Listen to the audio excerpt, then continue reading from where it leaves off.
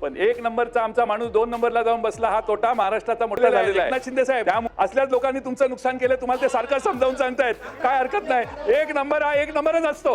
आणि e KYC साधारणपणे 1,74,00,000 महिलांपेक्षा जास्ती महिलांची झालेली आहे. हे मी ऑन रेकॉर्ड आपल्याला इथे सांगत आहे. 31 डिसेंबर ई केवायसी उशिरा करणं, चुकीच्या लोकांना लाभार्थी देणं, आमचा लाडक्या बहिणीला पाठिंबाच आहे, आमचा एकनाथ शिंदे नाही पाठिंबा आहे. काय प्रॉब्लेम नाही ना बघा.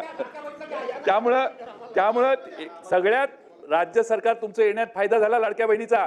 पण एक नंबरचा आमचा माणूस 2 नंबरला जाऊन बसला, हा तोटा महाराष्ट्राचा मोठा झालेला आहे. त्यामुळं ह्या ई केवायसी व्यवस्थित केल्या नाहीत, यासाठी तेव्हापासून ज्या मंत्री महोदय होत्या त्यांना जबाबदार धरलं पाहिजेत. आणि हे सगळं जे झालेलं आहे ते माझं पूर्ण होऊ दे.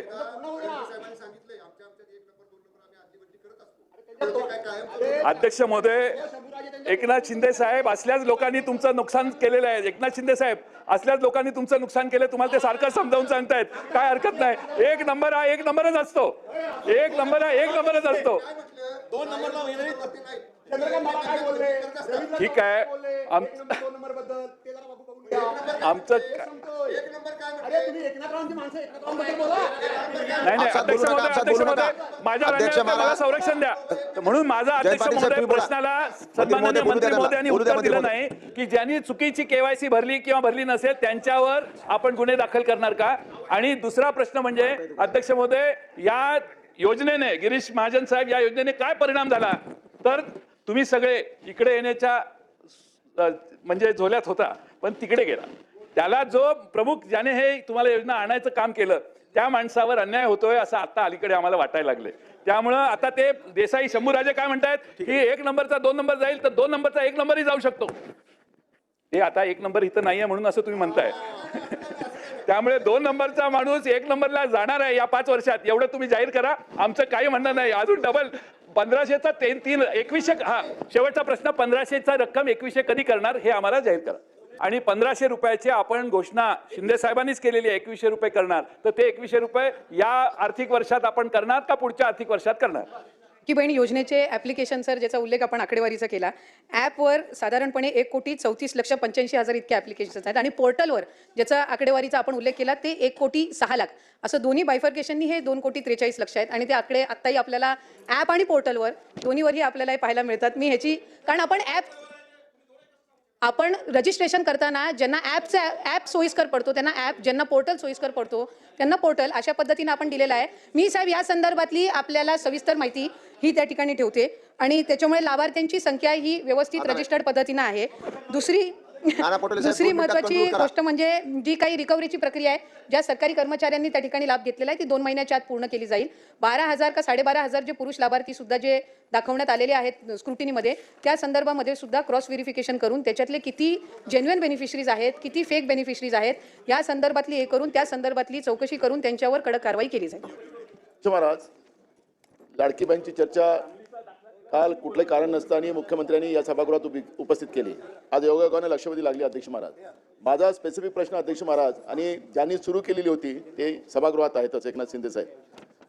माझा प्रश्न एवढाच आहे की आपण जेव्हा योजना जाहीर केली त्यावेळेस आपण सांगितलं जेवढे काही अर्ज भरले जातील त्या सगळ्या अर्जाला आम्ही 1500 रुपये लाडक्या बहिणीला आम्ही निधी उपलब्ध करून देऊ, असं आपण केलं. आम्हाला आनंद झाला, काही आम्हाला अडचण नाही. मग तुम्ही 2100 जाहीर केलं त्याचाही आनंद झाला. पण माझा एक स्पेसिफिक प्रश्न असा आहे की निवडणुकीच्या ऐन तोंडावर तुम्ही ही ज्या पद्धतीची घोषणा केली, कुठलाही नियम न पाहता या पद्धतीनं जे काही आता याच्यामध्ये अफरातफर झाली असं तुम्हीच मान्य करताय. मग अफरातफर झाली, योजना तुम्ही सुरू केली, तर गुन्हे दाखल करायची जी भूमिका आहे ती त्या लोकांवर करायची का तुमच्यावर करायची, हा एक प्रश्न आहे. एक, तुम्ही 2100 करणार का, दुसरा प्रश्न. आणि तुमची ॲप आणि पोर्टल याच्यामध्ये हे आकडे फरक का दिसतात. म्हणजे ही योजना जशी ज्या उद्देशाने तुम्ही सुरू केली, जी गडबड तुम्ही लोकांनी केली, ती आता ॲप आणि पोर्टलमध्ये आपल्याला पाहायला मिळते आहे. मग या योजनेमधले लाभार्थी नेमके कोण आहेत ते पण कळायला पाहिजे. नाही उत्तर त्यांना देऊ द्या ना.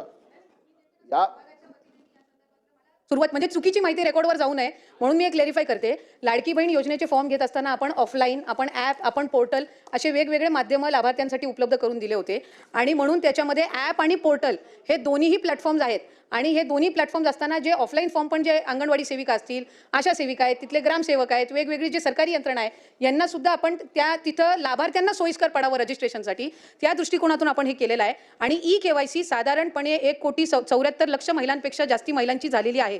हे मी ऑन रेकॉर्ड आपल्याला इथे सांगत आहे. 31 डिसेंबरपर्यंत त्याची मुदत आहे आणि त्याच्यामुळे कुठेही या संदर्भामध्ये रजिस्ट्रेशन करत असताना वेगवेगळे प्लॅटफॉर्म्स आपण त्यांच्यासाठी रजिस्ट्रेशनसाठी उपलब्ध करून देत असताना कुठल्याही लाभार्थ्यांच्या आकडेवारीची कुठल्याही गोष्टीची इथं गडबड किंवा कुठल्याही पद्धतीचे याच्यामध्ये दुर्लक्ष झालेलं नाही. ठीक आहे. सन्मान्य सदस्य तुम्ही पाहिलेत की मुख्यमंत्री माझे लाडकी बहीण योजनेतील कथित गोंधळावरून विधानसभेत आज सत्ताधारी आणि विरोधकांमध्ये चांगलीच खडाजंगी झाली.